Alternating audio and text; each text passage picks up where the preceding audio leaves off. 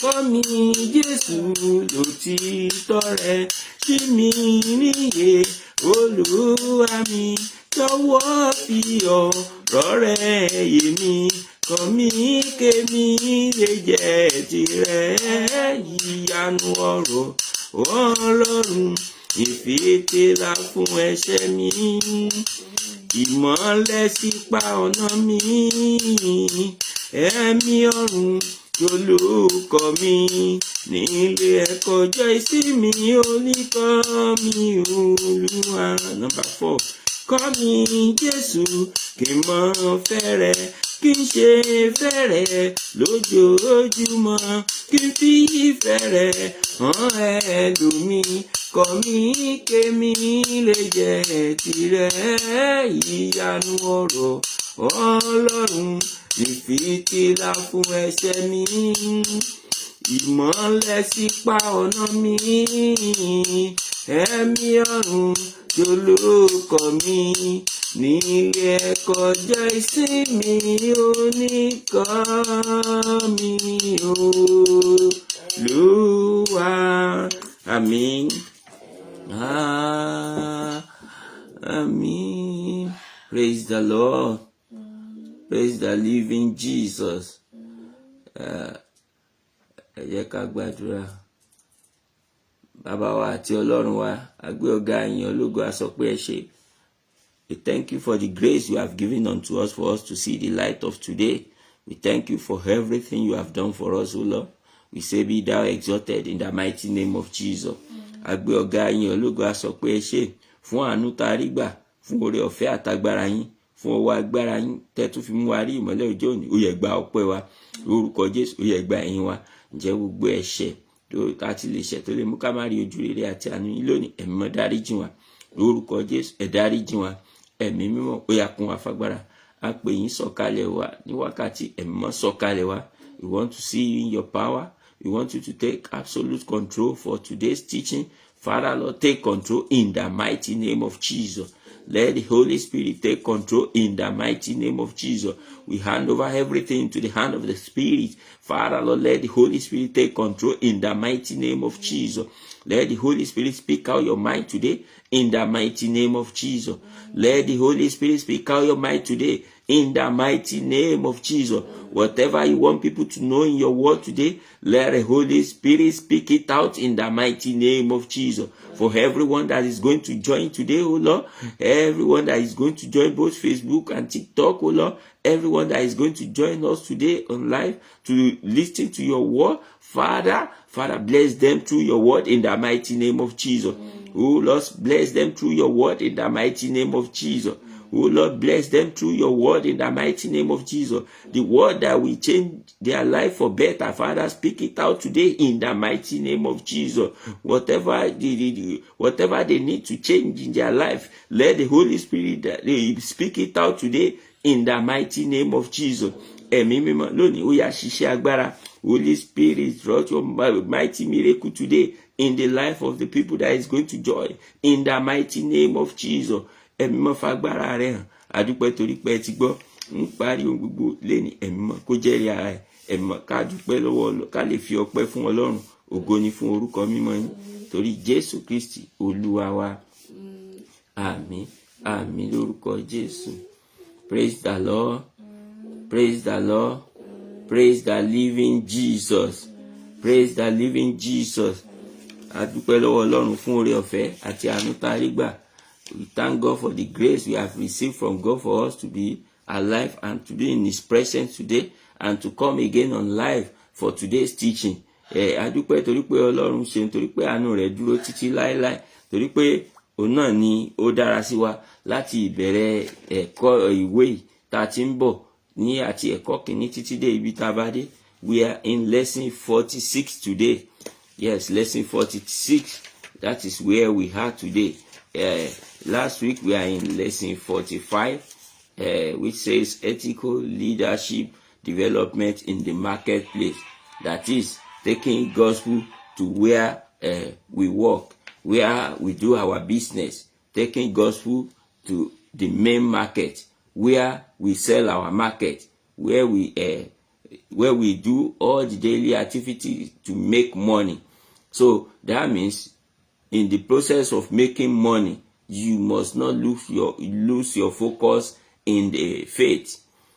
Níbi tá ti ń tajà, tá ti ń pa owó wa, a gbọ́dọ̀ tún jẹ́ ẹni tí ó mọ Ọlọ́run níbẹ̀, tó dẹ̀ ń fi Ọlọ́run sọ́kàn níbi tí a ti ń ta ọjà wa, tí a ò fi ní jẹ èrè tí kò yẹ ká jẹ, n tó kọjá n tó yẹ ká jẹ, a ní jẹ jù bẹ́ẹ̀ lọ, nítorí pé gbogbo àwọn nǹkan wọ̀nyí òun náà ni ó máa jẹ́ ẹ̀ṣẹ̀ nígbà tá bá ti ń ṣe tí ò tọ́, tá ti ń gba nǹkan tí ò yẹ ká gbà, tá ti ń jẹ nǹkan tí ò yẹ ká jẹ. So you must not do more than what you're supposed to do.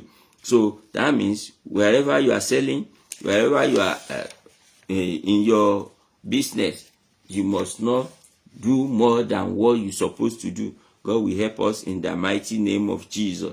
So we look onto two topics under that theme. So understanding ethical leadership and practicing ethical leadership in the marketplace. That is, if you understand your role as a Christian leader, as somebody that Jesus Christ has sent out to preach the gospel. Before Jesus Christ left the world, the last word he said to the disciple, he said, "Go ye into all nations and preach the gospel." Ohun tó sọ fún wọn nìyẹn, ó ní kán lọ láti máa wàásù ìyìn rere. Yes.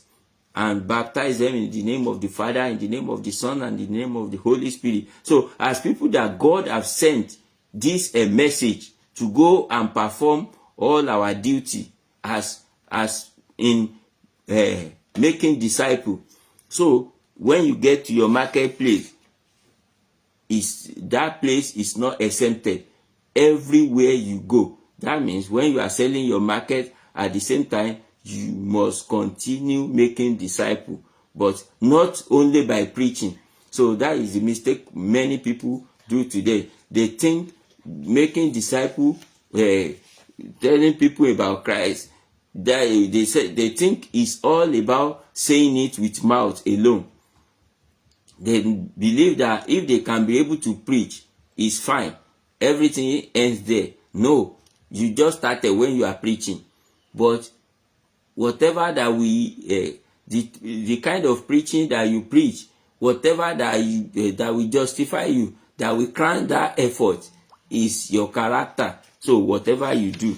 So that means when you are in the marketplace, selling your market, you must not lose focus in faith.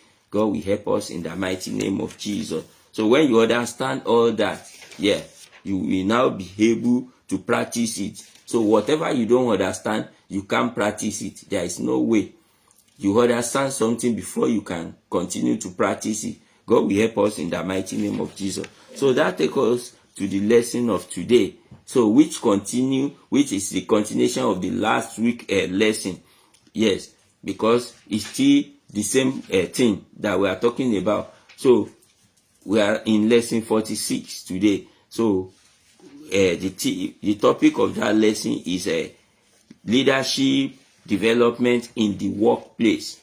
Leadership development in the workplace. So we are not limited. This thing we are talking about is not limited into our marketplace, into the marketplace alone. Some people are selling market, while some people are working in the office. So gbogbo ẹ̀ náà ni a gbọ́dọ̀ gbé yẹ̀wò. So ìmúdàgbà ìṣàkóso ní ibi iṣẹ́, ńbo la wá ti ń ṣiṣẹ́, ibi tá ti ń ṣiṣẹ́ yẹn, báwo ni a ṣe ń ṣe níbẹ̀, báwo náà ṣe mọ̀ wá ńbẹ̀, orúkọ wo là ń jẹ́ níbi tá ti ń ṣiṣẹ́, ṣé wọ́n mọ̀ wá ní church gẹ́gẹ́ bí alàgbà, nígbà tán ti mọ̀ wá ní church gẹ́gẹ́ bí alàgbà, orúkọ wo náà ń pè wá níbi tá ti ń ṣiṣẹ́. Ìyẹn a gbọ́dọ̀ gbé yẹ̀wò, because you are working in a place. Yes, you are maybe you are one of the top executive in where you work. So what name did your colleague call you when you are in your workplace? Orúkọ wo gangan là ń jẹ́ níbẹ̀? Orúkọ wo là ń jẹ́? So gbogbo àwọn nǹkan wọ̀nyí kò sí, a gbọ́dọ̀ máa jẹ́ wò, torí pé ó ń tẹ gbogbo nǹkan wọ̀nyí, ó ń sọ orúkọ tá a bá máa jẹ́. So gbogbo nǹkan wọ̀nyí ó ń fi orúkọ tá a bá máa jẹ́ mọ̀ hàn. Ọlọ́run á ràn wá lọ́wọ́ lórúkọ Jésù. So ẹ jẹ́ ká lọ sínú àkọ́sórí yẹn. Through wisdom a house is built, and by understanding it is established. By knowledge the rooms are filled with all precious and pleasant riches. Proverbs chapter 24 verse 3-4. So through wisdom a house is built. Before you can build a house, you must first sit down and think, okay, what type of house do I want to build? Where do I supposed to buy the land that I want to build the house? Where is the land supposed to be? Because where you have land, that is where you can build house. So you first of all think about the land. Which area? Is it in UK? Is it in Nigeria? Is it in America? So when you know where you are going, you will now go there and you now think about, okay, irú ilé wo gan ni mo fẹ́ kọ́?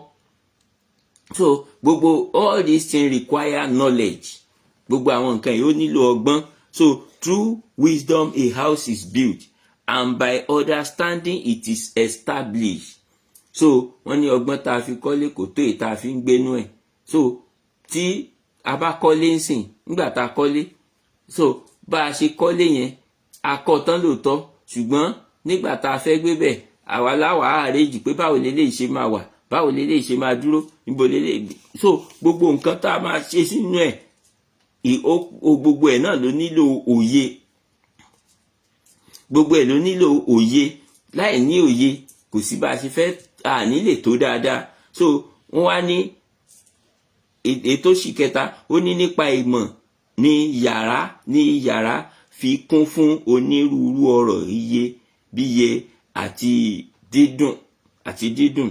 Yes, nípa ìmọ̀ àti ìmọ̀ tá a bá ní, òun láwa máa fi kó nǹkan jọ, láwa máa fi kó jọ.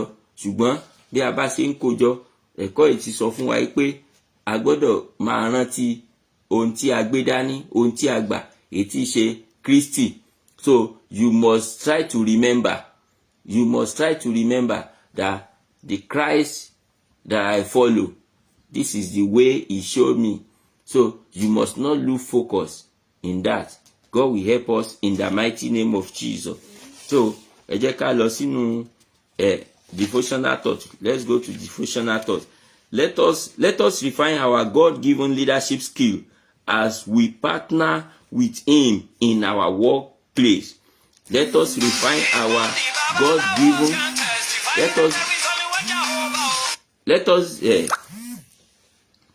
let us refine our God-given leadership skill as we partner with him in our workplace.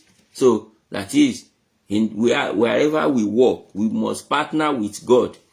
So bàbá ṣe ń ṣiṣẹ́ yẹn, so a gbọ́dọ̀ máa lo àwọn ohun gbogbo tí a ti mọ̀, òye tí a ti ní nínú Ọlọ́run, a gbọ́dọ̀ máa lò láti fi ṣe kíni, láti fi mú àwọn èèyàn wá sọ́dọ̀ ẹ̀.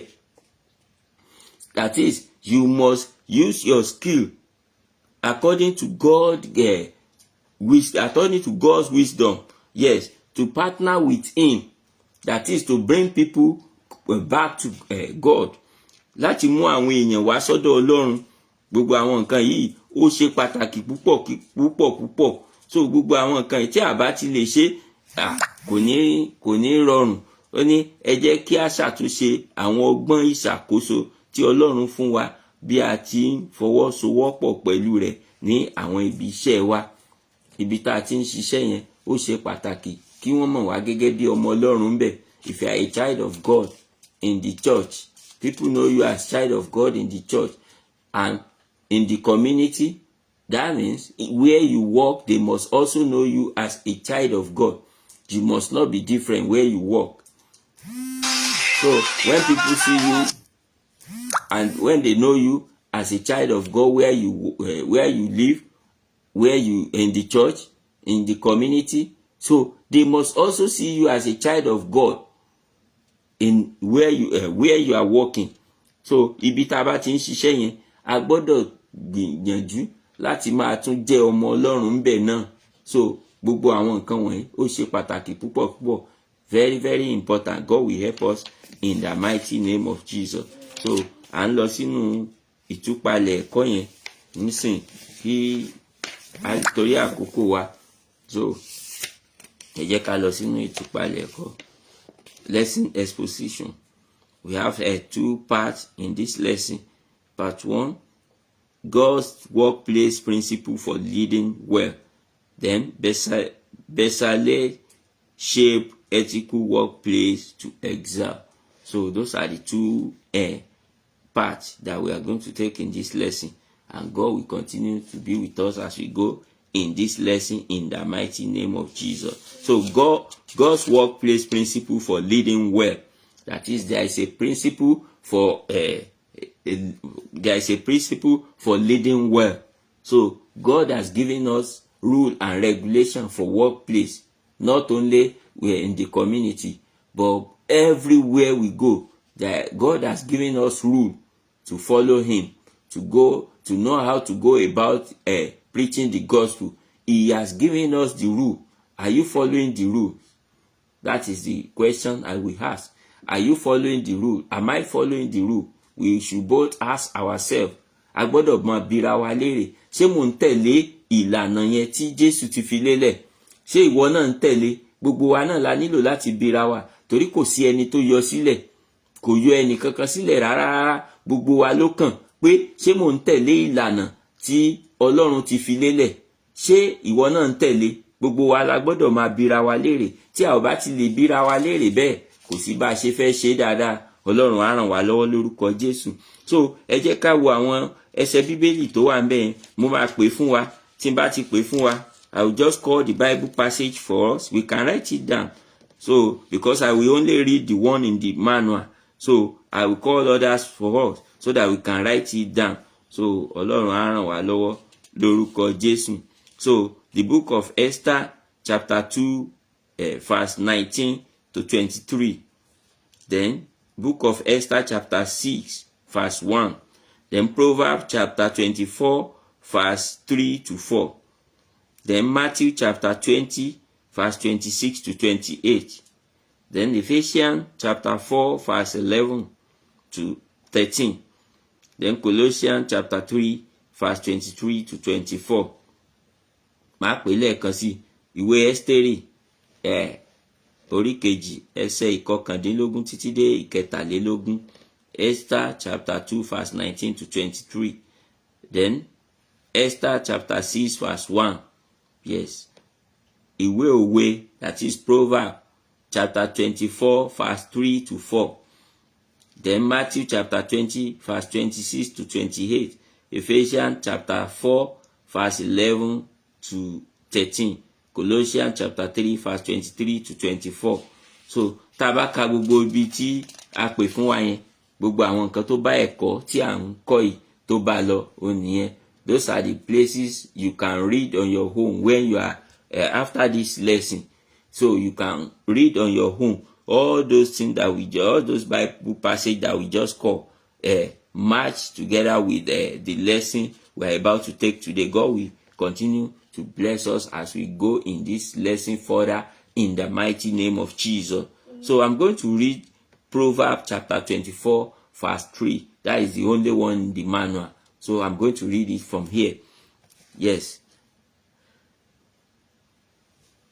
Proverbs chapter 24 verse 3. Yeah. Ọgbọ́n ni a fi ń kọ́ ilé, òye ni a fi fi ìdí rẹ̀ kalẹ̀. Yes.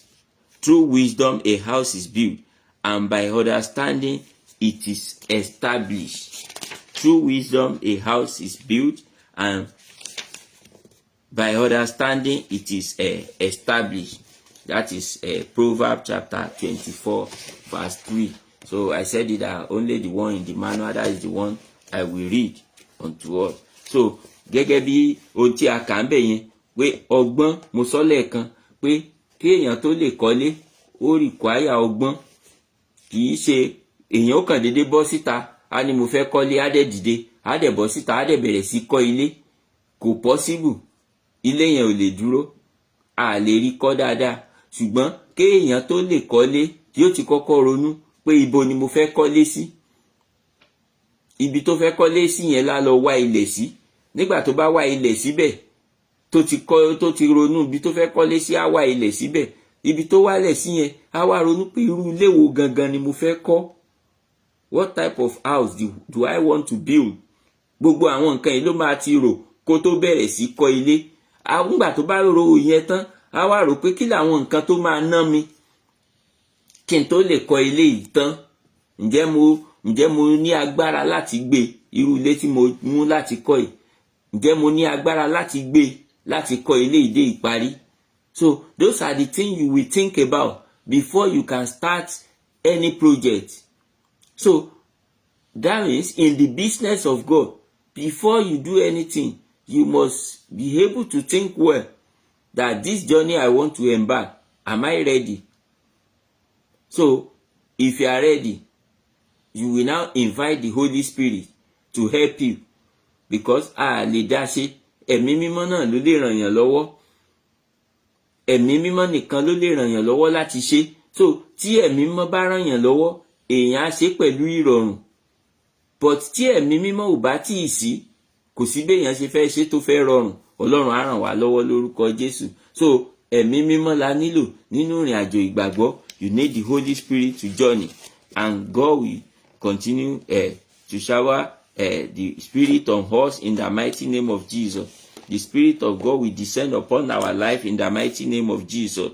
So ẹ jẹ́ á tẹ̀síwájú nínú ẹ̀kọ́ yẹn. Building leadership upon wisdom, understanding, and continuous learning ensure a strong foundation, nurturing the drive and potential in leaders for success in the workplace.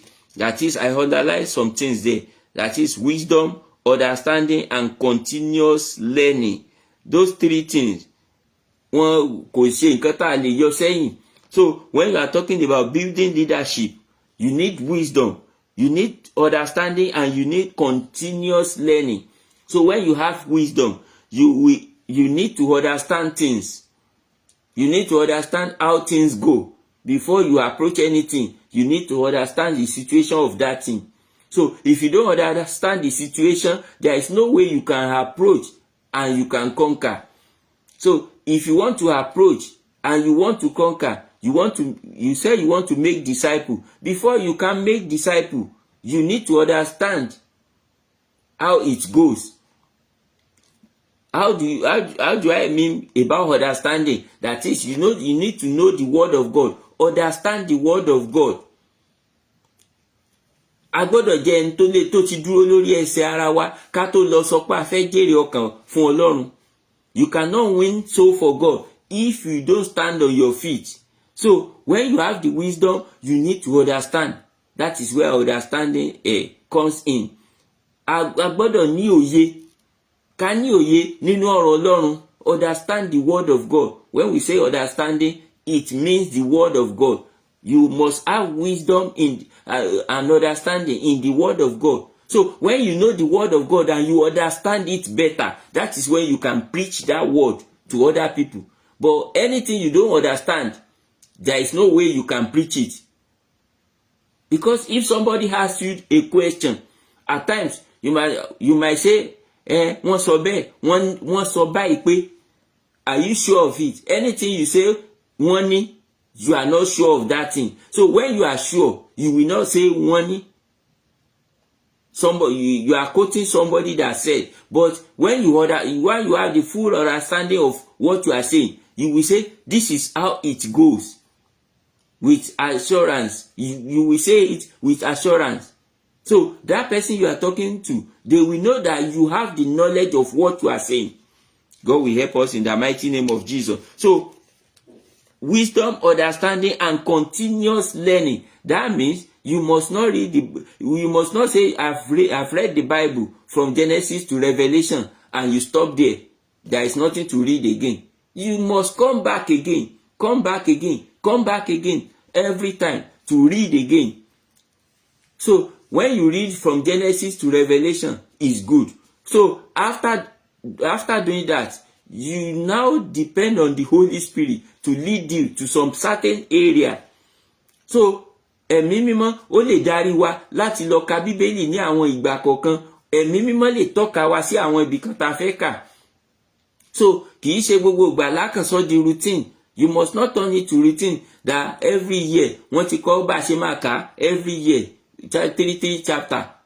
Though it's good, but when you embark on that journey and you say 3 chapter every day, and you keep on repeating that every year, you keep on repeating that every year, you might not still understand, you might not even know what you are reading. But tí a bá ti ń kà, ẹ jẹ́ ká máa tá bá ti kà láti ìbẹ̀rẹ̀ dópin yẹn, ká wá padà ká máa jẹ́ kí ẹ̀mí mímọ́ máa darí wa láti kà. So ó wá lè má jẹ́ 3 chapter yẹn mọ́ ni à ń kà lójoojúmọ́, ṣùgbọ́n a lè wá máa kà bí ẹ̀mí bá ṣe darí wa ní àkókò yẹn. So tá bá fẹ́ ka Bíbélì, ẹ̀mí mímọ́ lè tọ́ka wa pé lọ sí Matthew, lọ ka chapter 10, ó lè ní lọ ka chapter 20, ó lè ní lọ sí Luke, ó lè ní lọ sí Genesis. Ibikíbi ni ẹ̀mí mímọ́ lè darí wa sí. So ibi tí ẹ̀mí mímọ́ bá ti darí wa sí yẹn, a gbọ́dọ̀ lọ síbẹ̀ láti máa kà. That is part of continuous learning. Then you must seek knowledge from people that are higher than you. Seek knowledge. Ilé ẹ̀kọ́ ní school kì í ṣe ìgbà tá bá lọ register ara wa sí school nìkan, but gbogbo bí tí wọ́n bá ti ń sọ ọ̀rọ̀ Ọlọ́run a ní oore ọ̀fẹ́ láti jókòó síbẹ̀. That is part of learning. Wherever they are preaching the word of God, it is part of learning when you are able to join and listen. Mo sọ ní ẹ̀kọ́ tó ti kọjá sẹ́yìn, mo ní èèyàn ò kàn gbọ́dọ̀ máa kọ́ àwọn èèyàn nìkan. You cannot just continue teaching people, but you must also learn. So tí àwa bá bọ́ sórí kíní láti máa sọ, àwa náà gbọ́dọ̀ gbọ́ ń bò mí. Bí mo ṣe ń sọ ń sìn, tèmi ń sọ ń sìn, àwọn kan ń gbọ́. Some people are listening as I'm teaching now. Some people are listening. That doesn't mean that I know all. Even people that are listening, there are many people that knows better than me, and they are still listening to me. Why? Because they are still learning. So I also, when I finish this teaching, I will still join another place to listen. I will go to church to listen to the preaching of today again. So that means it can never end in one place. So as you teach people, other people will teach you. Kò wá ní ṣe ẹni tó fẹ́ kọ́ wa, ẹni tó kéré sí wa pátápátá, ó lè jóun ló lẹ́nu ẹ̀ láti máa gbọ́ ohun tá a nílò lọ́jọ́ yẹn. So ipò téèyàn wà kò ṣe pàtàkì tó bá di bí ẹ̀kọ́ kíkọ́. So bí a bá ń kọ́ àwọn èèyàn, ẹ má jà ríra wa bí ẹni tó ti tóbi débì kan, débi tí ó lè gbọ́ ẹ̀kọ́ lọ́dọ̀ ẹlòmíì. So ohun tí à ń kọ́ àwọn èèyàn yẹn, nígbà táwa bá fẹ́ gbọ́ ẹ̀kọ́ tiwa, ó lè jẹ́ ohun tó kéré sí wa pátápátá tí ò tiẹ̀ tó bítá, tí ò tó bàtà ẹsẹ̀ wa kó, ó lè jẹ́ òun ló máa sọ̀rọ̀ tá a fi máa rí tiwa mú. So Ọlọ́run á ràn wá lọ́wọ́ lórúkọ Jésù. So you must understand all this, that there must be continuous learning. So to ensure a strong foundation. Ibẹ̀ yẹn ni ìpìlẹ̀ tó dúró dáadáa ló ti máa wá. So when you have a strong foundation, nurturing the drive and potential in leadership for success in the workplace, ìyẹn láwa máa gbé káàkiri lọ sí gbogbo ibi tí a bá lọ títí dé ibi iṣẹ́ wa. Ohun tí ó máa tọ́ wa sọ́nà nìyẹn. Gbogbo ohun tí a ti níyẹn, ìpìlẹ̀ tó dára tó ti wà nínú ayé wa, òun ni ó máa ràn wá lọ́wọ́ láti máa tẹ̀síwájú nínú ohun tí a ti mọ̀. Ọlọ́run á ràn wá lọ́wọ́ lórúkọ Jésù. Ọlọ́run á máa bá wa lọ bí a ti ń lọ lórúkọ Jésù. So this show God's principle for good leadership at work. Yes, gbogbo àwọn nǹkan tí Ọlọ́run ti fi lélẹ̀ nìyẹn tí a nílò láti lò níbi iṣẹ́. Nígbà tá a bá ti ní òye, tá a dẹ̀ ti ní òye kíkún, tá a ti ní ìmọ̀ nínú ọ̀rọ̀ Ọlọ́run, tá a dẹ̀ ń kọ́ ẹ̀kọ́ ní gbogbo ìgbà láti mọ̀ sí gbogbo àwọn nǹkan tí a ti mọ̀ yìí, ó ní a wá gbé lọ, ó ní ohun tí Ọlọ́run ti fi lélẹ̀ ká lò ní ibi iṣẹ́ èyí tí a bá ti ń ṣe, gbogbo ibi tó bá wù ká ti máa ṣiṣẹ́, ohun tí a nílò nìyẹn. So this show God's principle for good leadership at workplace. It stresses being humble and serving others. It urges us to put others first like Jesus did as a servant leader. Mo sọ nígbà kan mo ní Jésù wẹ ẹsẹ̀ àwọn ọmọ ẹ̀yìn. Nígbà tí Jésù wẹ ẹsẹ̀ àwọn ọmọ ẹ̀yìn, kí ló ṣe? Ó fi àpẹẹrẹ rere lélẹ̀ ni láti jẹ́ kí àwọn èèyàn mọ̀ pé ẹni tí a bá pè ní olórí, ó jẹ́ olórí láti lè sin àwọn èèyàn ni, láti lè jẹ́ kí àwọn èèyàn kó ní ìgbé ayé ìfọ̀kànbalẹ̀. So ó máa lo àkókò tiẹ̀, ó máa lo gbogbo agbára tó ní, ó máa lo gbogbo nǹkan tí Ọlọ́run fún láti mú kí àwọn èèyàn kan ṣe kíni, kan rí ìtura. Nǹkan pè lólórí nìyẹn. So tí olórí ò bá ti lè ṣe bẹ́ẹ̀, kì í ṣe olórí gidi. Olórí tó bá jẹ́ mi sọ just any olórí o, but I'm talking about a leader in Christ. Ẹni tó ti fayé ẹ̀ fún Jésù, tó sì jẹ́ ẹni tí ó dúró nínú Ọlọ́run. Irú olórí tó máa jẹ́ nìyẹn. Olórí tó ń ṣe ọmọ ẹ̀yìn, that is, tó ń ṣe kíni, ó mú kí àwọn èèyàn, kí gbogbo ohun tí ohun ìgbé ayé wọn, ó mú kó ṣe kíni, ó mú kó ní ìtura. Ọlọ́run á ràn wá lọ́wọ́ lórúkọ Jésù. So working with honesty and dedication, acknowledging our duty to the Lord, encourage ethical leadership as we lead by example in speech, action, love, faith and purity. Gbogbo àwọn nǹkan tó wà ńbẹ̀ ni mo underline. So in our speech, action, love, faith, purity. Gbogbo àwọn nǹkan wọ̀nyí kò ṣeé yọ sẹ́yìn níbi tí a ti ń ṣiṣẹ́. Òtítọ́ gbọ́dọ̀ jọba níbẹ̀. Ǹjẹ́ ibi tá a ti ń ṣiṣẹ́ lénìí, ǹjẹ́ òótọ́, ǹjẹ́ wọ́n mọ̀ wá gẹ́gẹ́ bí olóòótọ́? Ǹjẹ́ wọ́n mọ̀ wá gẹ́gẹ́ bí ẹni tó ṣe é fọkàn tán? So gbogbo nǹkan wọ̀nyí ni a gbọ́dọ̀ máa gbé yẹ̀wò gẹ́gẹ́ bí ọmọ Ọlọ́run. Mo sọ lẹ́ẹ̀kan, mo ní irú orúkọ wo náà ń pè wá níbi tá a ti ń ṣiṣẹ́. Ṣé orúkọ tá à ń jẹ́ ní church, tá à ń jẹ́ alàgbà, tá à ń jẹ́ Sunday school teacher, tá à ń jẹ́ akọrin, tá à ń jẹ́ usher, gbogbo àwọn orúkọ tá à ń jẹ́ yìí, ṣé pastor tá à jẹ́ ní church, gbogbo orúkọ tá a jẹ́ ní church yẹn, ṣé òun náà là ń jẹ́ níbi tá a ti ń ṣiṣẹ́? Mo sọ fún wa nínú ẹ̀kọ́ tó ti kọjá sẹ́yìn, mo ní kì í ṣe pé ó yẹ ká ṣẹ̀ṣẹ̀ débi tá a ti ń ṣiṣẹ́ ká máa sọ pé I'm a Christian. Ẹ má sọ, don't tell people where you work, don't tell people that you are a Christian with your mouth, but tell them through your behavior and character. Gbogbo bí tá bá dé, kì í ṣe bí tá ti ń ṣiṣẹ́ nìkan, everywhere you go, don't tell people that you are a Christian through your mouth, but tell them through your character. That is the way to win soul for God. Tá bá ti ń fẹnu wá sọ fún àwọn èèyàn, a jẹ́ pé àti jẹ́ Kristẹni tòótọ́. Gbogbo Kristẹni tó bá ń fi ẹnu sọ fún àwọn èèyàn pé Kristẹni lòun, kò tí jẹ́ Kristẹni tòótọ́. Ṣùgbọ́n ẹ jẹ́ kí ìwà wa ó sọ̀rọ̀ àti ìṣe wa. Èyí tó lè sọ̀rọ̀ nìyẹn tá fi lè jẹ́ òtítọ́. Tó bá jẹ́ ẹnu la fi sọ, kò tí lè jẹ́ òtítọ́. Ṣùgbọ́n ohun tó yẹ kó sọ̀rọ̀, èyí tí ó fi jẹ́ pé a jẹ́ orúkọ yẹn tòótọ́, ó ní ìwà àti ìṣe wa. Nígbà tó fẹ́ pe àwọn ọmọ ẹ̀yìn ní Kristẹni nínú Act of Apostle, nígbà tó fẹ́ pe àwọn ọmọ ẹ̀yìn ní Kristẹni, kò sẹ́ni tó la ẹnu ẹ̀ sọ̀rọ̀ pé I'm a Christian. Àwọn gan ò tí ì mọ orúkọ yẹn tẹ́lẹ̀ pé wọ́n ó pè wọ́n bẹ́ẹ̀. Ṣùgbọ́n àwọn èèyàn tó ń wo ìwà àti ìṣe wọn, ohun tí wọ́n rí nínú ayé wọn, tán rí kànú ayé wọn, òun náà fi pè wọ́n ní orúkọ.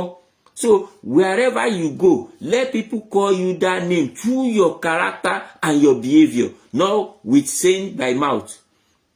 Ọlọ́run á ràn wá lọ́wọ́ lórúkọ Jésù. So gbogbo àwọn nǹkan tí mo wá underline níbẹ̀, everything that I underline here, your speech, whatever you say through your mouth, let it reveal Christ.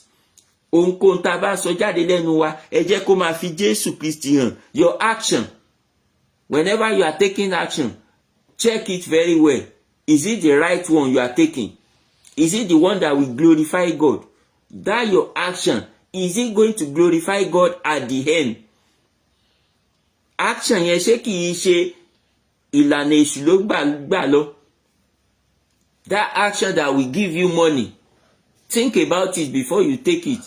Is it the right action that will glorify God at the end? Is it the right action you will take? And people will say, yeah, truly you are a Christian. But any action you are taking, and people come back to you and say, are you a Christian? Know that they have seen something before asking you that question. That, I know this person, He always say he's a Christian. He has been saying it that he's a Christian. They will now ask you again, are you a Christian? Because they want to really know. When you say I'm a Christian, but why are you behaving like this? The Christians, as I know them, they are not supposed to behave this way. So that your action, check it very well. Is it going to glorify God at the end? Then you must love others, love people.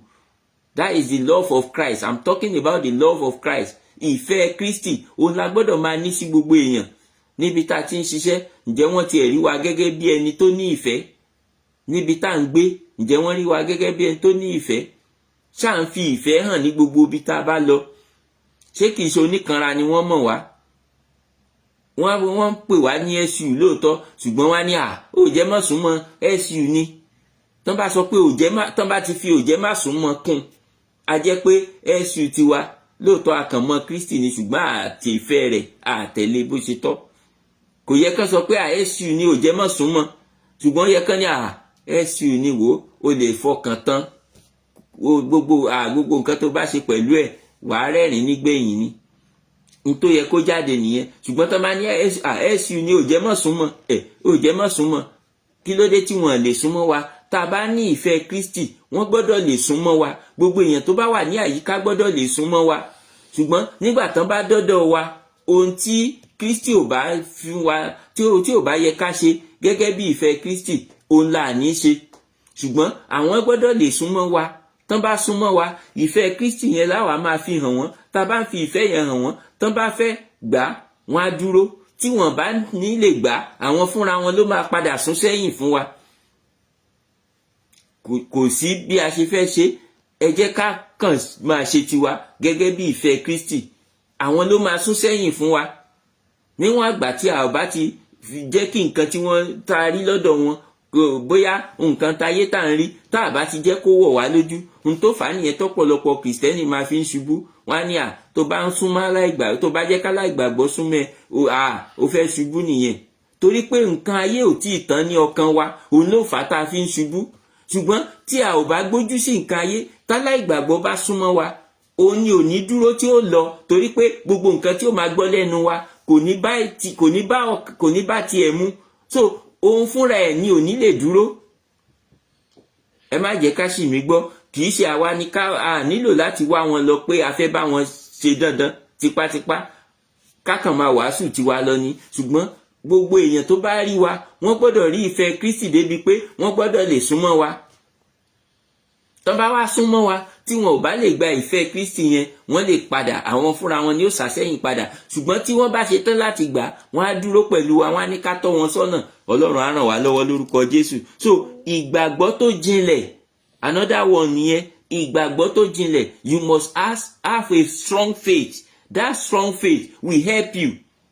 Nígbà tí ìjì ayé bá dé, that strong faith will help you.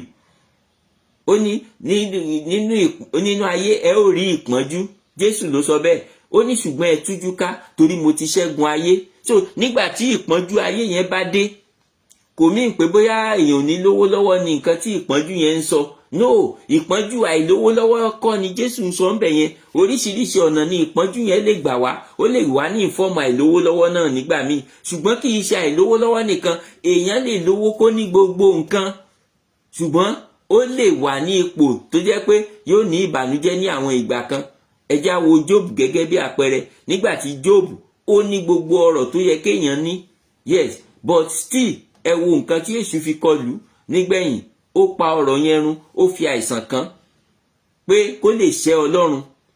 Ṣùgbọ́n Jóòbù dúró síbẹ̀. So we must have that kind of strong faith. So kì í ṣe pé kí nǹkan kékeré dé bá wa ká wá ti máa sọ pé èmi eléyìí kan ọmọ Ọlọ́run ò yẹ kó ríru eléyìí o kíní kan. No, ẹ jẹ́ ká gbà pé Jésù ti sọ pé nínú ayé ẹ ó rí ìpọ́njú. Nígbà tó bá wá, irú ìgbàgbọ́ wo la ní? Ṣé ìgbàgbọ́ tó yẹsẹ̀ ni àbí ìgbàgbọ́ tó dúró? Ìdí nìyẹn tí ò fi yẹ ká máa fi iṣẹ́ ìyanu tan àwọn èèyàn wá.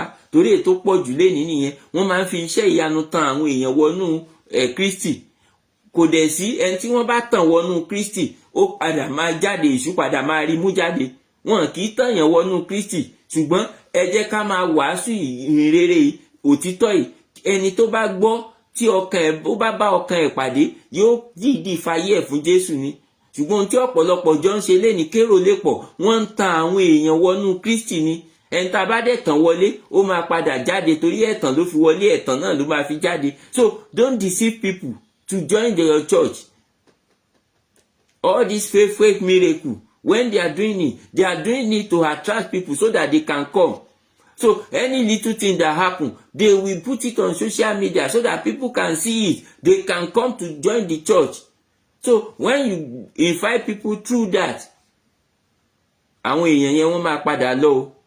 Irú àwọn èèyàn bẹ́ẹ̀ wọ́n lè dúró lórí ẹsẹ̀ wọn torí pé nǹkan kan ló tàn wọ́n wọlé. So a gbọ́dọ̀ fi nǹkan kan tàn àwọn èèyàn wọlé. Ọlọ́run á ràn wá lọ́wọ́ lórúkọ Jésù. Èyí tó kẹ́yìn bẹ́ẹ̀ yẹn ni purity. Yes, purity, mímọ́, kéèyàn jẹ́ mímọ́. Yes, ká tó lè jẹ́ mímọ́ kò sí, a gbọ́dọ̀ jẹ́ ẹni tí ó ti ní ẹ̀mí mímọ́. Ẹ̀mí mímọ́ ló ń sọ ní di mímọ́. So láì ní ẹ̀mí mímọ́ kò sí bá a ṣe lè mọ́. Ẹ̀mí mímọ́ ló mú kéèyàn mọ́. So nígbà tá a bá ti fi ayé wa fún Kristi, tá a ti sọ̀rẹ́ndà gbogbo ọkàn wa pátápátá, a nílò láti gba ẹ̀mí mímọ́. Ẹ̀mí mímọ́ yìí ni ó wá ràn wá lọ́wọ́ ní gbogbo nǹkan tá a ti sọ yìí. So gbogbo nǹkan ìwọ̀nyí tá a ti kọ́kọ́ sọ yẹn òun la máa ṣe tá a fi máa jẹ́ mímọ́. Ṣùgbọ́n láìsí ẹ̀mí mímọ́ gbogbo nǹkan àkọ́kọ́ tá a sọ yìí a lè ṣe. I talk about 5 things here. So our speech, action, love, faith, and purity. So purity yẹn òun ni mo ń sọ̀rọ̀ nípa ẹ̀mí mímọ́ pé before it's Holy Spirit that will purify you. So before you can do all these the first 4 things, before your speech can glorify God, before your action can glorify God, before you can show Christ's love to others, and before you can have a strong faith, the Holy Spirit must be at work. That is what we are saying. Ẹ̀mí mímọ́ ò ṣe yọ kúrò. So nígbà tí ẹ̀mí mímọ́ bá ti wá dé tá ti lè ṣe gbogbo nǹkan wọ̀nyí, ìyẹn ni ó mú kán sọ pé yes, ẹni ó ń gbé ìgbé ayé ìwà mímọ́. Ṣé ti rí pé gbogbo ẹ̀ ti wọnú ara wọn bẹ́yẹn? Ìgbà yẹn la lè sọ pé wọ́n lè sọ pé à ń gbé ìgbé ayé ìwà mímọ́. Láì bá sí gbogbo àwọn nǹkan wọ̀nyí kò sí ìwà mímọ́. Ọlọ́run á ràn wá lọ́wọ́ lórúkọ Jésù. Oore ọ̀fẹ́ àti agbára èyí tí a ó fi ṣe bó ti tọ́ àti bó ti yẹ, Ọlọ́run á fi fún wa lórúkọ Jésù. So ìwà mímọ́ ó ṣe pàtàkì púpọ̀ púpọ̀. Ẹ jẹ́ ká tẹ̀síwájú nínú ẹ̀kọ́ yẹn. Ìjà tẹ̀síwájú. Leaders are tasked with equipping and building up others for service. This promotes a culture of growth and development in the workplace. So gẹ́gẹ́ bí ẹni tí Ọlọ́run ti yàn, gẹ́gẹ́ bí ẹni tí Ọlọ́run ti fi sí ojú ọ̀nà. So ó túmọ̀ sí pé a ti ní iṣẹ́ láti ṣe kíni, láti mú kí àwọn èèyàn míì dàgbà nínú Kristi. You have given your life to Christ. You have been serving God. So you are a worker in the church of God. You need to build others. So how can we build others? Gbogbo nǹkan tá a ti sọ sẹ́yìn yẹn kò ṣeé yọ kúrò. Ìwà àti ìṣe wa ó wà lára nǹkan tá ó fi mú kí àwọn èèyàn míì dàgbà. Ìhùwà wa sí àwọn èèyàn míì ó wà lára àwọn nǹkan tá a fi máa mú káwọn èèyàn míì dàgbà. Tá a bá fẹ́ káwọn èèyàn ó ṣubú, a gbọ́dọ̀ jẹ́ kí ìwà wa ó jẹ́ èyí tó lè hàn sí gbogbo èèyàn ní dáradára. Torí pé láì bá rí bẹ́ẹ̀, a ó máa mú kí àwọn èèyàn míì kan máa ṣubú. So irú Kristẹni wo là wá jẹ́? Ìbéèrè tá gbọ́dọ̀ bíra wa nìyẹn. Ṣé èyí tó mú kí àwọn èèyàn dàgbà ni àbí èyí tó mú kí àwọn èèyàn míì ṣubú? So wọ́n ní àwọn olórí, a fún àwọn olórí ní iṣẹ́ láti máa ró àwọn mìíràn lágbára. Ṣé ti rí bẹ́yẹn? Iṣẹ́ tá a gbé lé wa lọ́wọ́ nìyẹn. Tá bá la jẹ́ olórí nínú ìjọ Ọlọ́run, tá bá la jẹ́ olórí níbì kan, iṣẹ́ tá a gbé lé wa lọ́wọ́ nìyẹn láti mú àwọn èèyàn míì dàgbà. Ó ní àwọn ẹ̀yin tí ẹ ti gbàlà, ẹ̀yin tí a ti gbàlà, ẹ dìde fún ìgbàlà àwọn èèyàn mìíràn. Nípa báwo?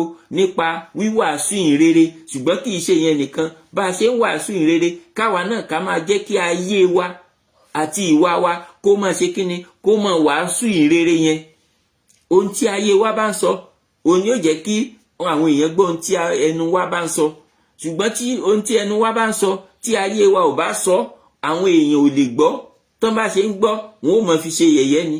Ṣùgbọ́n ẹ jẹ́ kí ayé wa kó ṣe ohun tí ẹnu wa ń sọ. Ọlọ́run á ràn wá lọ́wọ́ lórúkọ Jésù. Gbogbo ipò tí a bá wà, ẹ jẹ́ ká mọ̀ pé a kàn wá ń bẹ̀ fún ceremony. You are not in that post for only ceremony. You are not there for people to worship you. You are not there for people to continue to bow for you. We all are going to give account of everything.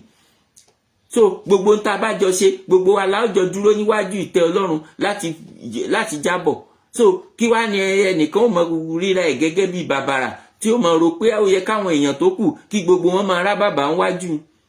Jésù ò sọ pé káwọn ọmọ ẹ̀yìn rá bàbà níwájú ní àkókò ìgbà tiẹ̀. Ṣùgbọ́n nígbà tí olórí bá ti fira ẹ̀ sípò ìrẹ̀lẹ̀, àwa tájọ́ ọmọ ẹ̀yìn náà gbọ́dọ̀ gun olórí gàràgàrà o, nítorí pé àwa náà gbọ́dọ̀ ní ìrẹ̀lẹ̀ gẹ́gẹ́ bí ọmọ ẹ̀yìn láti bọ̀wọ̀ fún olórí. Ṣẹ́rí pé wọnú ara wọn ni. Bí ọmọ ẹ̀yìn bá ṣe ń bọ̀wọ̀ fún olórí, olórí náà ò ní ríra ẹ̀ gẹ́gẹ́ bí Ọlọ́run, torí pé tó bá ti fi rẹ̀ sípò Ọlọ́run, nígbà tó bá ti ń gba ìwà bí àwọn èèyàn ṣe ń bọ bí òrìṣà, tó bá ti ń gbà, òun náà ti fi rẹ̀ sípò Ọlọ́run nìyẹn. Òun náà ti wá di ẹni tí Ọlọ́run, ó máa di ẹni tí Ọlọ́run kọ̀. So bí àwọn èèyàn bá ṣe ń pọ́n wa lé, bó bá ṣe ń tẹríba fún wa, bẹ́ẹ̀ náà ni kí àwa náà máa tẹríba padà fún àwọn èèyàn. Tá bá wo ìgbé ayé Jésù láàrin àwọn ọmọ ẹ̀yìn, kò sí ìyàtọ̀. Kí ló dé tí wọ́n fi fẹ́ mú Jésù tí wọ́n lè dá mọ̀ láàrin wọn? Torí pé kò sí ìyàtọ̀. Kò ṣe pé wọ́n gbọ́dọ̀ mọ rá bàbà fún ní gbogbo ìgbà. No, wọ́n jọ ń wà bí ẹgbẹ́ ní gbogbo ìgbà nígbà tán bá wà pọ̀ ni. So ìdí nìyẹn tí wọn ò fi dá ìyàtọ̀ mọ̀ láàrin Jésù àti àwọn ọmọ ẹ̀yìn ẹ̀. Bẹ́ẹ̀ náà ló ṣe yẹ kó rí lé ní ipòkípò tọ́lọ́run bá gbé wa sí. A wà ń bẹ̀ láti mú kí àwọn èèyàn míì dàgbà ni. Ẹ jẹ́ ká ní lọ́kàn bẹ́ẹ̀. Láti mú kí àwọn èèyàn míì dàgbà, láti mú kí àwọn èèyàn míì lè ní òye, àwọn tí ò tí ì ní ìmọ̀ nínú Ọlọ́run, láti mú kán lè ní ìmọ̀ nínú Ọlọ́run. Ọlọ́run á ràn wá lọ́wọ́ lórúkọ Jésù. So gbogbo oore ọ̀fẹ́ àti agbára tá ó fi bá Ọlọ́run rìn, pípé Ọlọ́run á fi fún wa. The ancient city gate was a hub of leadership and justice. Mordecai conduct highlight serving God amidst workplace challenge, honing leadership amidst ungodliness. Mordecai, amú ìgbé ayé Mordecai gẹ́gẹ́ bí àpẹẹrẹ. Mordecai ní ẹnu ọ̀nà àgbà láàfin. Mordecai wà ń bẹ, ibi iṣẹ́ ló wà lóòótọ́, ṣùgbọ́n kò kọ òfin Ọlọ́run sílẹ̀. Ohun tí ìwé òfin sọ wípé wọn ò gbọdọ̀ tẹríba fún Ọlọ́run mìíràn, ó gbé òfin yẹn sọ́kàn. So nígbà tí Ámánì fẹ́ kí àwọn èèyàn máa sọ di òrìṣà kán mọ́ bọ́n, kò sí nínú àkọọ́lẹ̀ nínú Bíbélì bí tá ti kà pé ọba gan tó jẹ́ ọba ní ibẹ̀ yẹn, kò sí nínú àkọọ́lẹ̀ pé ó ń ṣàkíyèsí pé bóyá ẹnìkan ò máa tẹríba kó máa forí dólẹ̀ fóun. Ọba gan ò ṣàkíyèsí ẹ̀, ṣùgbọ́n ní kété tá gbé Ámánì sí ipò, ó gbéra ẹ̀ sókè gẹ́gẹ́ bí Ọlọ́run. Ó fẹ́ kí gbogbo àwọn èèyàn tó bá kọjá ń bẹ̀, ó fẹ́ kán máa di ṣe kíni, kán máa rá bàbà níwájú o. Ṣùgbọ́n Mordecai kò fi òfin Ọlọ́run sílẹ̀. Ó rí i pé kò sí nínú òfin Ọlọ́run kó ń ṣe bẹ́ẹ̀. Tàbí pé ó lè máa bọ̀wọ̀ fún lóòótọ́, kó kí pẹ̀lú ọ̀wọ̀, ṣùgbọ́n ó rí i pé ohun tí Ámánì ń béèrè fún ó tako òfin Ọlọ́run. Ohun tí a fẹ́ fàyọ ń bẹ nìyẹn. Ohun tí Ámánì ń béèrè fún ó tako òfin Ọlọ́run. Mordecai ò torí ìyẹn kó ṣe torí pé òun wà níbi iṣẹ́, ṣùgbọ́n ó kọ̀ láti ṣe torí pé kì í ṣe ìfẹ́ Ọlọ́run. So àwa náà níbi iṣẹ́ wa, ohun tí ò bá ìfẹ́ Ọlọ́run mu, ǹjẹ́ a máa ṣe nítorí iṣẹ́? So tá bá ti ń ṣerú eléyìí tó bá ti ń wáyé, ẹ jẹ́ ká tètè gbìyànjú láti jáwọ́ ńbẹ̀. Ọlọ́run á ràn wá lọ́wọ́ lórúkọ Jésù. After years of preparation, Mordecai's eventual honor underscore the principle that preparation precedes manifestation in godly leadership. So a rí pé ohun tí Mordecai ṣe yẹn tí kò kọ òfin Ọlọ́run sílẹ̀, òun ló wá gbéga níbi iṣẹ́ yẹn kan náà. So nígbà tí èèyàn bá ń pa ìfẹ́ Ọlọ́run mọ́, ó ṣeé ṣe kí èèyàn kọ́kọ́ ní àwọn ìdojúkọ, torí pé èṣù ò ní fẹ́ kéèyàn tẹ̀síwájú nínú ẹ̀. Ìdí nìyẹn tí àwọn ìdojúkọ kan fi máa ń wáyé. So nígbà tí àwọn ìdojúkọ yẹn bá wá wáyé, ohun tí a lè ṣe náà ni pé ká tẹ̀síwájú. Lẹ́yìn ìdojúkọ yẹn, Ọlọ́run á wá gbé irú ẹni bẹ́ẹ̀ ga. Ẹ rí i pé lẹ́yìn ìdojúkọ Jóòbù, ìgbéga ló tẹ̀lé. Lẹ́yìn ìdojúkọ Mordecai níbi iṣẹ́, ìgbéga ló tẹ̀lé. So lẹ́yìn ìdojúkọ tá a bá ti ní, ìgbéga náà ló máa ń padà tẹ̀lé. So ẹ jẹ́ ká dúró nínú Ọlọ́run pẹ̀lú ìfẹ́. Ọlọ́run á ràn wá lọ́wọ́ lórúkọ Jésù. Oore ọ̀fẹ́ àti agbára tá a fi dúró nínú Ọlọ́run bó ti tọ́, Ọlọ́run á fi fún wa lórúkọ Jésù. So ẹ jẹ́ ká tẹ̀síwájú ní ipa kejì yẹn. Bezalel shape ethical workplace to excel. Bezalel ṣàtúnṣe ìlànà àwọn ibi iṣẹ́ láti tayọ. So irú èèyàn ọ̀tá ní Bezalel. Níbo ni a ti kà nípa ẹ̀? A rí pé nínú Bíbélì, nínú ìwé Exodus, yes, in the book of Exodus, ó wà ńbẹ̀ níbi tí Ọlọ́run ti rán Mósè pé kó yan, Ọlọ́run dìídì dárúkọ ẹ̀ pé kó yan Bezalel. Yes, God directed Moses to choose Bezalel and Oholiab. So the two of them, God mentioned their name to choose them. Yes, to use their wisdom. God said, I have given them the wisdom. To use that wisdom to beautify the house of God. Ọlọ́run ní òun ti fún wọn ní ọgbọ́n yẹn, ó ní kó yàn wọ́n láti jẹ́ kí wọ́n lo ọgbọ́n yẹn nínú ilé òun. So ó túmọ̀ sí pé ohun tí Ọlọ́run fún wa kì í ṣe tiwa, ó fẹ́ ká lò fún òun ni. Ìgbà tí Bezalel tó ní ọgbọ́n, tí iṣẹ́ yẹn ò tí ì délẹ̀, ó ní ọgbọ́n yẹn tòótọ́, ṣùgbọ́n kò tí ì mọ iṣẹ́ tó Ọlọ́run fẹ́ lò òun fún. Ṣùgbọ́n nígbà tí àkókò délẹ̀ tí Ọlọ́run pè fún iṣẹ́ rẹ̀, Bezalel ṣe kíni? Ó dìde láti ṣiṣẹ́ fún Ọlọ́run. Kò fi ọgbọ́n yẹn kó lọ mọ́ fi kó owó jọ nìkan, ṣùgbọ́n ó dìde láti lò fún Ọlọ́run. So kí ni Ọlọ́run fún èmi àti ẹ̀yin náà lénìí? Níbo là ń lò sí? Ẹ jẹ́ kí a kíyèsí gbogbo àwọn nǹkan wọ̀nyí.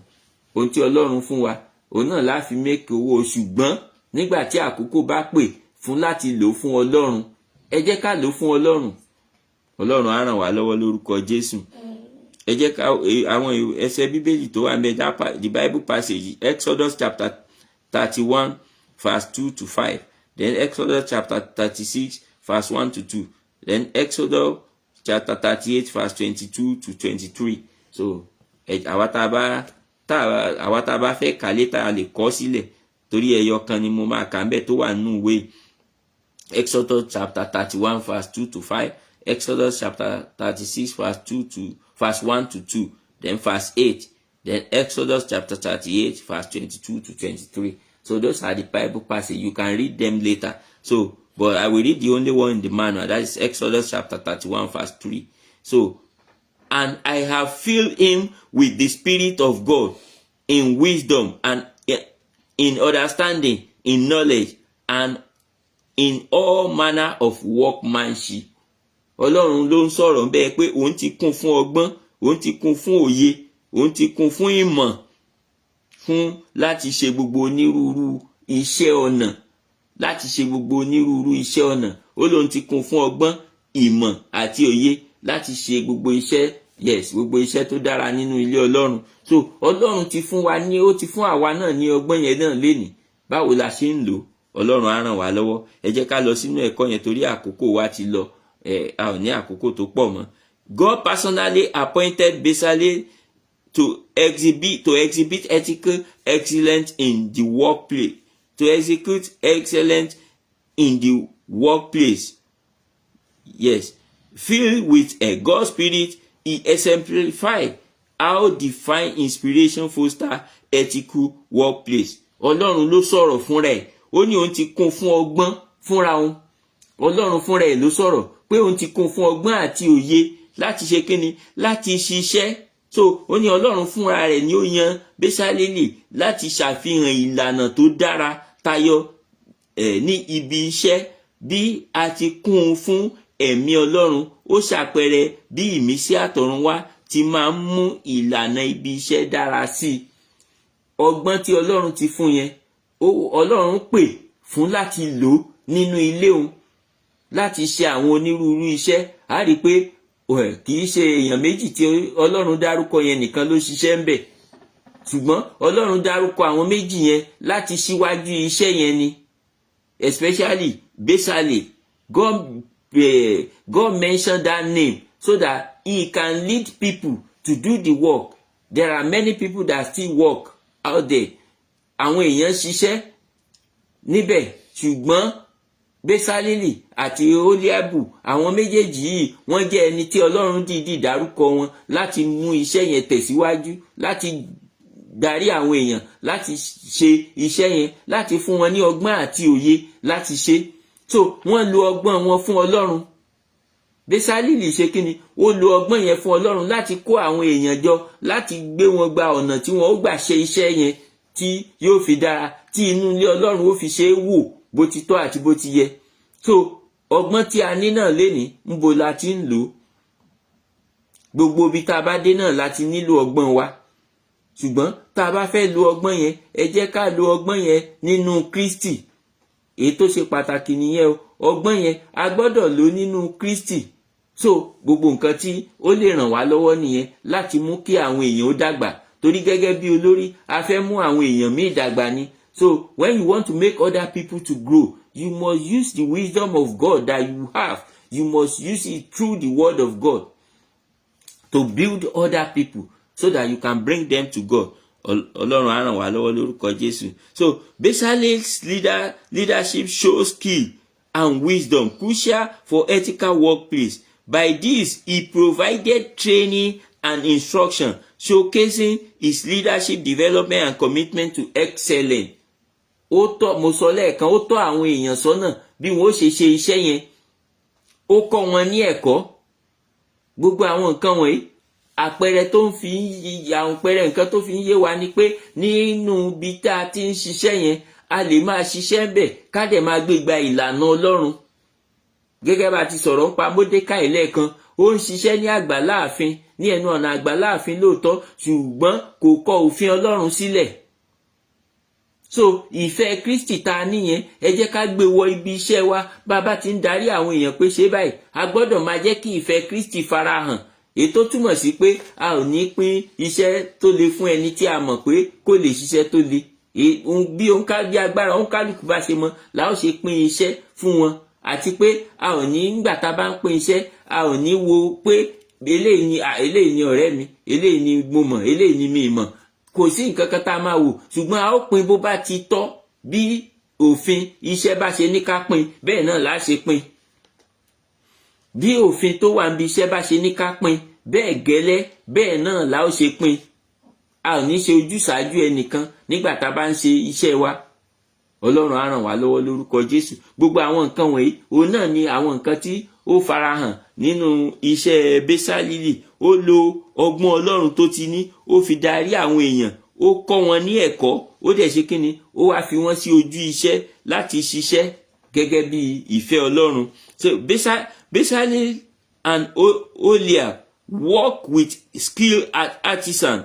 This shows the importance of teamwork, unity, and faithfulness in ethical workplace. That is, wọ́n ṣiṣẹ́ pẹ̀lú àwọn ènìyàn.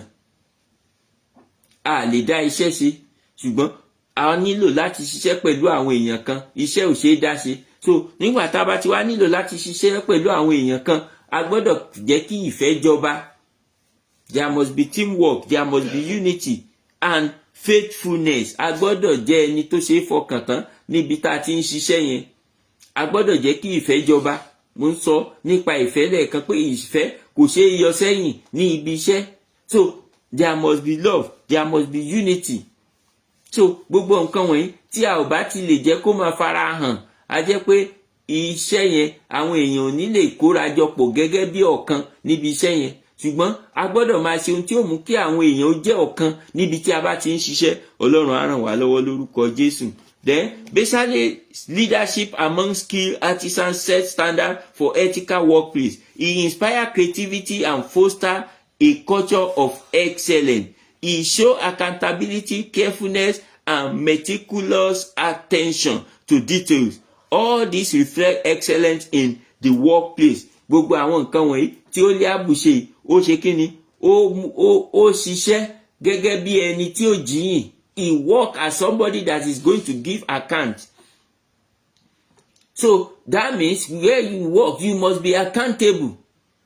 Because you must have it at the back of your mind that you are going to give account of everything that you are doing. So when you have it at the back of your mind that you are going to give account, you will do it right. So basically ó ṣe àwọn nǹkan wọ̀nyí gẹ́gẹ́ bí ẹni tí yóò jíyìn nígbà tó bá yá. So he did everything with carefulness. Ó fi ìfarabalẹ̀, ó fi ṣe kíni, ó fi ṣe gbogbo àwọn nǹkan wọ̀nyí kí ó lè ṣe kíni. Torí ohun téèyàn bá ti mọ̀ pé òun fẹ́ jíyìn, yóò farabalẹ̀ láti ṣe. Torí you will take note of every step that you are taking. When you know that when you realize that you are going to give account, you will take note of every step you are taking. So that when you want to give account, you will be able to give that account step by step. So if you know that you are going to give account when you get to heaven, if you remember that you are going to give account wherever you are, wherever you work, wherever you live, you must do everything and take note of every step you are taking. As a child of God, take note of every step you are taking as a child of God. A gbọ́dọ̀ máa ṣàkíyèsí gbogbo ìgbésẹ̀ wa. Ibẹ̀ la ó ti tètè mọ èyí tí ò bá tọ̀nà. So when you take a step that is not good, you will know when you take note of every step you are taking. So after taking each step, you will look back and you will check. That is when you will know when you are doing the right thing, because you check. So by the time you check, if you find anything that is wrong, you will correct it immediately. Not that you will just go, you will go far and people will now be calling your attention that you are not good. No. But take note yourself. God will help us in the mighty name of Jesus. Then his thoroughness in accounting, promoting transparency and accountability, integral to ethical workplace. No wonder God filled the tabernacle with his glory, affirming divine approval of Bezalel's work in the ethical workplace. Nígbà tí wọ́n kọ́ ilé mímọ́ yẹn tán, ògo Ọlọ́run bo ilé yẹn mọ́lẹ̀ torí pé wọ́n ṣe ohun gbogbo bó ti tọ́. That is why the blessing of God will come upon that your business if you do it right. When you are in your business place, if you do it right, the blessing of God will come upon you. So kò dìgbà tá bá gba bribe, ká tó lówó. Ẹni tí ò gba bribe ó máa padà lówó tó bá lè dúró nínú Ọlọ́run bó ṣe tọ́ àti bó ṣe yẹ. Ọlọ́run á ràn wá lọ́wọ́ lórúkọ Jésù. So ohun gbogbo tí a bá ń ṣe ó ń pè fún àkíyèsí níbi iṣẹ́ wa, nínú ilé Ọlọ́run, ní gbogbo ibi tá bá ti ń ṣiṣẹ́ fún Ọlọ́run. Kì í ṣe iṣẹ́ tara nìkan là ń sọ̀rọ̀ ń pẹ̀, but iṣẹ́ tara àti iṣẹ́ ti ẹ̀mí òun náà là ń sọ̀rọ̀ ń pẹ̀. So gbogbo nǹkan tá bá ń ṣe ó ń pè fún àkíyèsí. Gbogbo ìgbésẹ̀ tá bá gbé ó ń pè fún àkíyèsí kí a lè mọ̀ bí a bá ti ṣe àṣìṣe. So ẹni tó bá ti ń ṣàkíyèsí gbogbo nǹkan tó ń ṣe yóò tètè mọ̀ nígbà tó bá ṣe àṣìṣe kékeré, yóò sì tètè ṣe kíni, yóò tètè correct ẹ̀. Ṣùgbọ́n ẹni tí ò bá ṣe àkíyèsí kò sí bó ṣe fẹ́ correct mistake ẹ̀. Ọlọ́run á ràn wá lọ́wọ́ lórúkọ Jésù. Ẹ jẹ́ ká lọ sí ẹ̀kọ́ tí a rí kọ́ níbi tí a ó ti dánu dúró nínú ẹ̀kọ́ tí a rí kọ́, lesson derived. So I'm going to read lesson derived 1. Mordecai exhibit godly principle in his workplace and he was promoted in leadership. And you see, Mordecai, he exhibit godly principle. Kò gbàgbé òfin Ọlọ́run gẹ́gẹ́ bí mo ti sọ lẹ́ẹ̀kan. Mordecai níbi tó ti ń ṣiṣẹ́ kò gbàgbé òfin Ọlọ́run. Ó gbé òfin Ọlọ́run sọ́kàn. Ó ń fi sọ́kàn lójoojúmọ́ láti máa ṣe kíni, láti máa pa òfin yẹn mọ́ níbi tó ti ń ṣiṣẹ́. So nípa pípa òfin yẹn mọ́, Ọlọ́run wá gbéga lẹ́yìn wá. Ó kọ́kọ́ dàbí pé ó le níbi iṣẹ́ yẹn nígbà tó ń pa òfin mọ́, ṣùgbọ́n nígbà tí ó dúró nínú ìfẹ́ Ọlọ́run, Ọlọ́run gbéga. So bẹ́ẹ̀ náà ló ṣe rí nínú ayé wa lénìí. Nígbà tá a bá ń gbìyànjú láti pa òfin mọ́ níbi tá a ti ń ṣiṣẹ́ tàbí níbi gbogbo ibi tá a bá dé, nígbà tá a bá ń gbìyànjú láti pa òfin mọ́, yóò kọ́kọ́ dàbí ẹni tó le. Ṣùgbọ́n nígbẹ̀yìn tá a bá lè dúró ni o. Ó ní Bíbélì ní ẹni tó bá forí tì títí dópin, ó ní òun ni a ó gbàlà. Ẹni tó bá forí tì títí dópin yẹn, òun náà ni a ó gbéga. So bẹ́ẹ̀ náà ló ṣe rí. So tá a bá ti lè ní ìforítì nínú ẹ̀, torí nígbà tí nǹkan yẹn bá dàbí ipò le, tó bá ti nígbà àkókò tó lé yẹn èṣù máa tàn wá pé ṣé lè ló fẹ́ máa bá lọ, ṣùgbọ́n tá a bá ti ní ìforítì tá a dúró nínú ẹ̀, kò sí àyípadà máa dé. Tí ìṣòro bá ṣe ń lọ wájú, solution ń bọ̀ lẹ́yìn, ṣùgbọ́n àní tí ì rí solution yẹn, ó ń bọ̀ lẹ́yìn lóòótọ́, ṣùgbọ́n tí a bá ti ń wo ìṣòro yẹn, solution yẹn àní rí. Ṣùgbọ́n tá a bá gbójú kúrò lára ìṣòro yẹn, solution tó ń bọ̀ yẹn á padà rí. So lẹ́yìn ìṣòro, ìgbéga ló máa ń kàn téèyàn bá ti dúró, tó bá bá ọ tí ò bá ṣẹ́ Ọlọ́run nínú ìṣòro yẹn. Nígbà tí Jóòbù ní ìṣòro, ìgbéga ló tẹ̀lé. So ó túmọ̀ sí pé ìṣòro tá a ní yẹn kò tó nǹkan kan, ìgbéga ló máa padà tẹ̀lé. Ṣùgbọ́n tá a bá dúró ni o, Ọlọ́run á ràn wá lọ́wọ́ lórúkọ Jésù. So àpẹẹrẹ Módékáì tí a mú níbẹ̀ yẹn ó jẹ́ àpẹẹrẹ tó lágbára. Módékáì kò tẹríba ní ọ̀nà tí ò tọ́, tó yàtọ̀ sí òfin Ọlọ́run, ṣùgbọ́n ó dúró nínú òfin Ọlọ́run. Nínú òfin tó dúró yẹn, nígbà tó dúró nínú òfin yẹn, Ọlọ́run wá gbéga. So tí àwa náà bá lè gbìyànjú láti dúró nínú òfin Ọlọ́run, láti máa ṣe ìfẹ́ Ọlọ́run, Ọlọ́run máa gbé wa ga, ó máa mú wa dé ibi tí à ń lọ. Ibi tí a lérò pé a ò lè dé yẹn, Ọlọ́run máa padà mú wa débẹ̀. Ṣùgbọ́n a nílò láti kọ́kọ́ dúró nínú òfin rẹ̀, a nílò láti dúró nínú ìfẹ́ rẹ̀, a nílò láti dúró nínú ìgbàgbọ́, a nílò láti bá Ọlọ́run rìn bó ti tọ́ àti bó ti yẹ. Ọlọ́run á ràn wá lọ́wọ́ lórúkọ Jésù. Mo ní Ọlọ́run á ràn wá lọ́wọ́ lórúkọ Jésù. Ẹ jẹ́ á wo ìkejì. Bezalel and Oholiab developed their leadership grace and skill in their workplace. The two of them, they saw the wisdom and the knowledge they have. They saw it as the grace of God.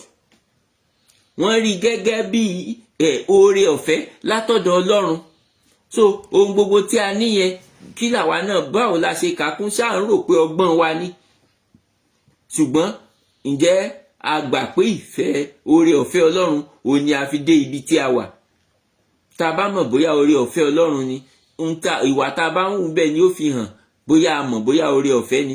Ṣùgbọ́n ohun tí a bá ṣe tí ò bá ti bá ìlànà pé ó fi hàn gẹ́gẹ́ bí oore ọ̀fẹ́, ìyẹn ni ó máa fi hàn gẹ́gẹ́ bí pé a ti gbé ara wa ga jù bó ṣe yẹ lọ. A ti rí ara wa bí ẹni tó mọ̀ àti ẹni tó mọ̀ tán.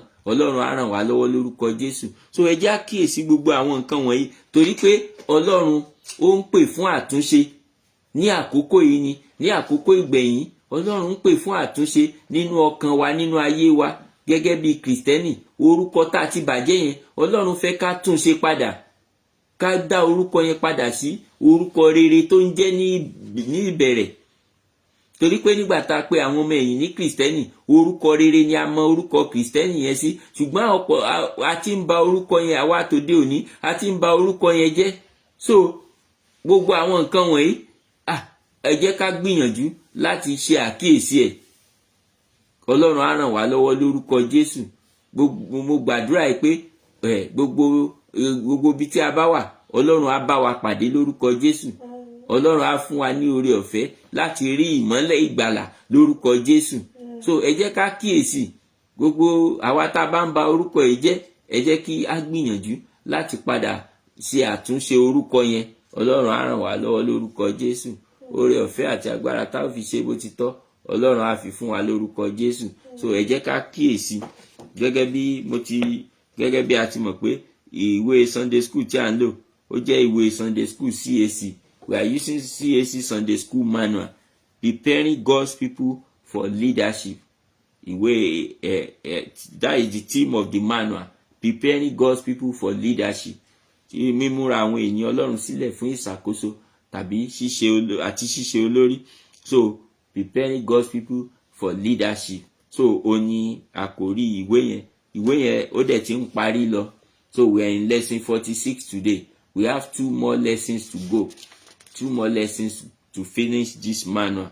So God will help us as we continue in the mighty name of Jesus. So ẹ jẹ́ ká kíyèsí gbogbo àwọn nǹkan tí a ti ń kọ́ nínú àwọn ẹ̀kọ́ yìí. Ẹ má jẹ́ ká kàn máa gbọ́ lásán. Gbogbo Sunday school tí à ń kọ́ yìí, ẹ má jẹ́ ká máa gbọ́ lásán, ṣùgbọ́n ẹ jẹ́ ká máa kíyèsí gbogbo àwọn nǹkan tí a ti kọ́ nínú ẹ̀. Ọlọ́run á dẹ̀ máa ràn wá lọ́wọ́ lórúkọ Jésù. So gẹ́gẹ́ bí mo ti sọ, ìwé yẹn ó máa parí ní ọ̀sẹ̀ méjì sí báyìí. Ìwé yẹn máa parí. So tó bá parí, a máa lọ sínú àtúnyẹ̀wò ẹ̀kọ́. So when after the two remaining lessons, we are going to go to the review of everything. So we are going to do review of everything.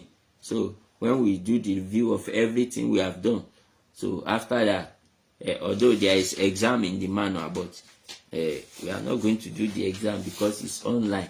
So but another manual will be coming soon. So God will bless us as we continue to buy in our area. So a lè rí ní apá ibi tá bá wà. So a lè ra manual yẹn káwa náà ká rà láti lò.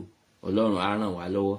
So nígbà tí a bá máa bẹ̀rẹ̀ ẹ̀kọ́ mi, àwa náà lè ní manual yẹn lọ́wọ́.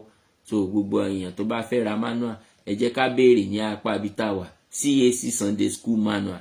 So tá bá rí ìjọ CAC kankan tó bá wà ní àyíká bẹ̀, ẹ jẹ́ ká lọ béèrè ńbẹ̀, a máa ríra ńbẹ̀. Any CAC church in your area, you can go there to buy the manual. So just go to anywhere you can see a CAC church, you can get the manual there. God will bless us as we do so in the mighty name of Jesus. Oore ọ̀fẹ́ àti agbára tá fi dúró ní Kristi dúró títí dópin Ọlọ́run á fi fún wa. Ẹ jẹ́ ká gbàdúrà. Níbi la ó ti dánu dúró nínú ẹ̀kọ́ yìí ní ọ̀sẹ̀ tó bá di ọ̀sẹ̀ tó ń bọ̀. Gẹ́gẹ́ bí a ti mọ̀, aago 7 ní gbogbo ọjọ́ ìsinmi, 8 a.m. every Sunday. That is when we start this Sunday school live. 8 a.m., 8 to 9 a.m. So 9 yẹn ó máa ń jẹ́ bí 9:15 la máa ń sábà parí. 8 a.m. títí di bí 9:15. Between 9 to 9:15 ṣá la máa ń parí. So that is 1 hour. Ó máa ń lé láti between, ó lè lé 5 minutes, ó lè lé 10, ó lè lé 15 minutes, but kò lè kọjá 15 minutes. So between 8 to 9:15. So anything from 9 a lè parí. So but bó bá ṣe yá sí ni. So anything from 9 títí di 9:15, òun náà ni a máa ń parí. Ọlọ́run á ràn wá lọ́wọ́ lórúkọ Jésù. Ẹ jẹ́ ká gbàdúrà. Then gẹ́gẹ́ bí mo ti sọ ní ọ̀sẹ̀ tó kọjá, we want to come live on YouTube also. So we need followers on YouTube to come on live. So you can go to our YouTube channel to subscribe to our YouTube channel. So we still use the same name for the YouTube. So Muyiwa Alalade, that is the name on the YouTube also. So you can go there to subscribe to our YouTube channel so that we can come on live on YouTube. God will bless you as you do so in the mighty name of Jesus. Ẹ jẹ́ ká gbàdúrà. Orúkọ Jésù. Ọlọ́run wa gbé yín ga yín lógo, a sọ pé ẹ ṣé fún ẹ̀kọ́ tòní. A dúpẹ́ fún oore ọ̀fẹ́ àti àánú tá tún ti rí gbà. Ẹ̀mí mọ́ gba ọpẹ́ wa lórúkọ Jésù. Olúwa gba ẹ̀yìn wa. Ǹjẹ́ ẹ̀kọ́ tí a ti kọ́ lẹ́yìn, agbára láti fi sí ìṣe, ẹ̀mí láti múlò, Olúwa fi fún wa. Ẹ̀mí láti fi ìfẹ́ yín hàn níbi tá ti ń ṣiṣẹ́, ní gbogbo ibi tá bá lọ, ẹ̀mí mọ́ ó yá fi fún wa lórúkọ Jésù. Ẹ̀mí mọ́ ó yá darapọ̀ mọ́ wa lórúkọ Jésù. Ẹ̀mí mọ́ darapọ̀ mọ́ wa. Ẹ̀mí mọ́ dì wá mú lórúkọ Jésù. Bẹ́ẹ̀ bá dé kílẹ̀ ní tó ṣù, ẹ̀mí mọ́ kà wá yẹ. Bẹ́ẹ̀ bá fa bíbọ̀ yín sẹ́yìn, ẹ̀mí mọ́ dì wá mú. Mọ́jà dá pẹ̀yìn dá. Gbogbo àwọn tó ti pẹ̀yìn dá, Ọlọ́run wá wọn rí. Gbogbo àwọn tí ò tí mọ̀ yín, ẹ̀mí mọ́ bá wọn pàdé. Gbogbo àyànfẹ́ pátá ó yẹ mú wa dúró. Gbogbo àwọn ìránṣẹ́ yín pátá, ẹ̀mí mọ́ gbé wọn wọ̀ lọ́tun lórúkọ Jésù. Agbára láti wàásù ìgbà ìkẹyìn kó wọnú ayé o. Ẹ̀mí mọ́ kó gba gbogbo ògo. Bá a ti ń lọ nínú ìrìn àjò ọjọ́, ẹ̀mí mọ́ kó darapọ̀ mọ́ wa. A dúpẹ́ torí pé ẹ ti gbọ́. Ògo ni fún orúkọ yín. Jésù Olúwa wa. Àmín, àmín, àmín lórúkọ Jésù. Praise the Lord. Praise the Lord. Praise the living Jesus. Amen.